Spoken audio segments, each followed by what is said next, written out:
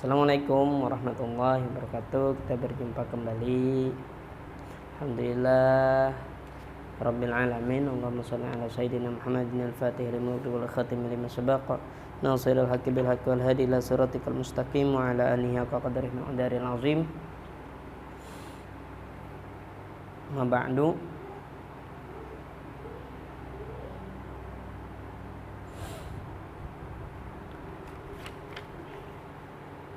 Alhamdulillah,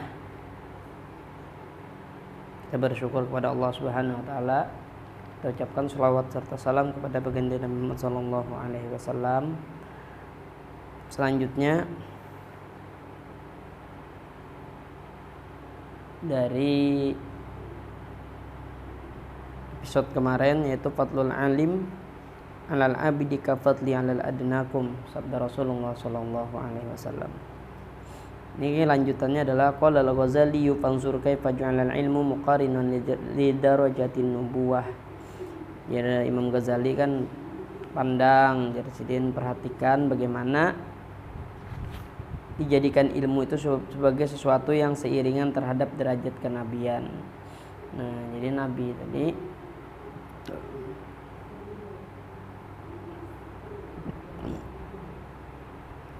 derajat kenabian tadi muqarinan jual ilmu muqarinan li derajatin nubuwah. Jar nabi tadi kan memadahkan orang alim tadi jisidin seperti hamba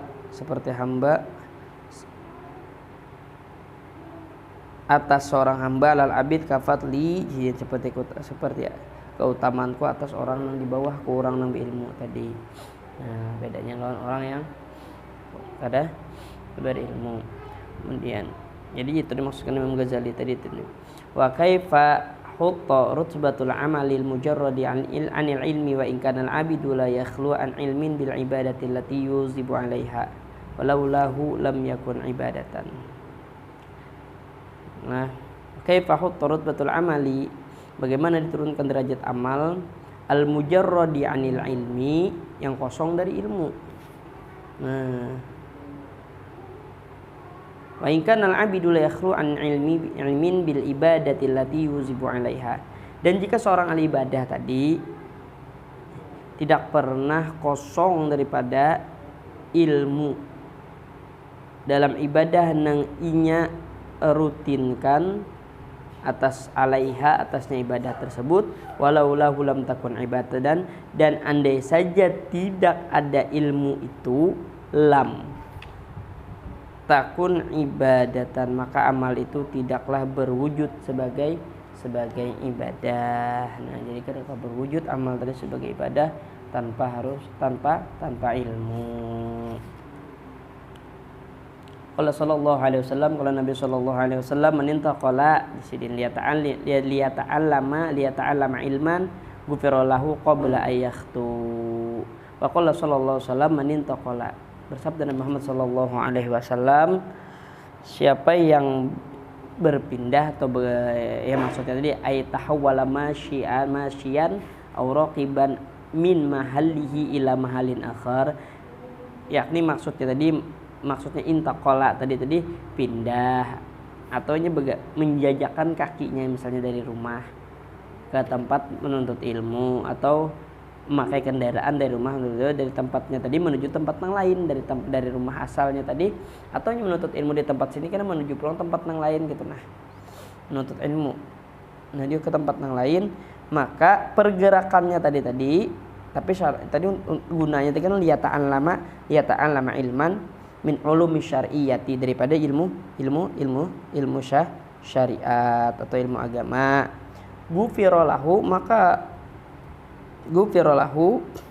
maka Allah memberikan ampun atas karena pergerakannya tadi dan niatnya untuk menuntut ilmu. Nah, ma taqaddama min dambihi shaghair. Nah, jadi apa yang diampuni oleh Allah Subhanahu wa taala tersebut di sini disebutkan ma taqaddama min dambihi shaghair, sesuatu yang telah lewat daripada gawiannya nang badosa, yaitu dosa-dosa kecil qabla ayakhtua, sebelum inya melangkah, hanyarnya hendak sebelumnya melangkah betisnya tadi, cumannya sebelumnya melangkahkan betisnya hendak waktu itu sudah diampuni oleh Allah Subhanahu wa taala.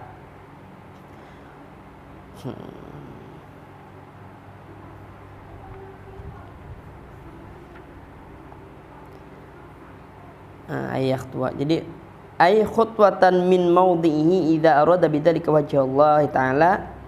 Nah, jadi yakni langkah dari tempat tinggalnya apabila maksud dengan hal itu kepada keridhaan zat Allah Subhanahu wa taala, nya berniat lillahi taala, menuntut ilmu karena Allah taala, kemudian nak melangkahkan dari suatu tempat menuju suatu tempat, maka Allah berikan keampunan baginya. Kemudian qala sallallahu alaihi wasallam, Nabi Muhammad sallallahu alaihi wasallam bersabda, akrimul ulama, muliakanlah oleh kalian orang-orang yang berilmu, yaitu para ulama. Kenapa? Yakni ai bi ulumi syar'il amilin, karena dengan ilmu-ilmu syariat tadi orang-orang kawa beramal, mengamalkannya, bi antu alimuhum. Nah, ya Allah, dengan kalian memperlakukan tu'alimuhum kepada mereka bil ijlal, dengan pengagungan, wal ihsan, dan berbuat baik kepada mereka, wal ihsan ilaihim bil qauli wal fi'li, dengan cara baik berkata-kata ataupun berbuat. Jadi maksud daripada Nabi Muhammad SAW dari akrimul ulama, muliakan ulama tadi,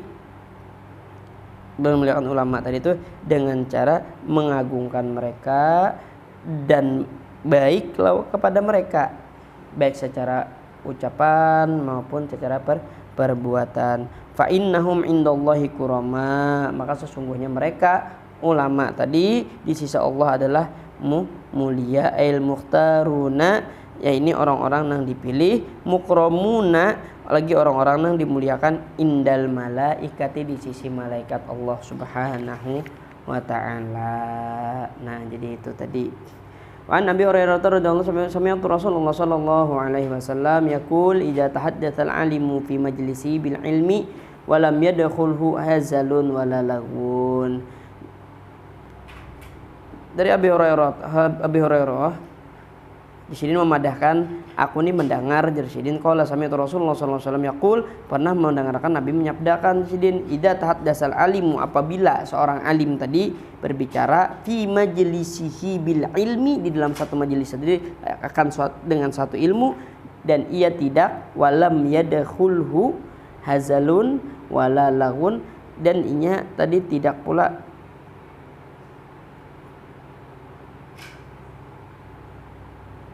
dan inya kadang menyelipkan sesuatu dalam panderannya tadi itu bercanda, nah begayaan, atau dengan perkataan yang sia-sia. Khalaqallah, maka Allah Ta'ala min kulli kalimatin, setiap daripada kalimat yang muncul daripada mulutnya tadi, tolaat min famihi,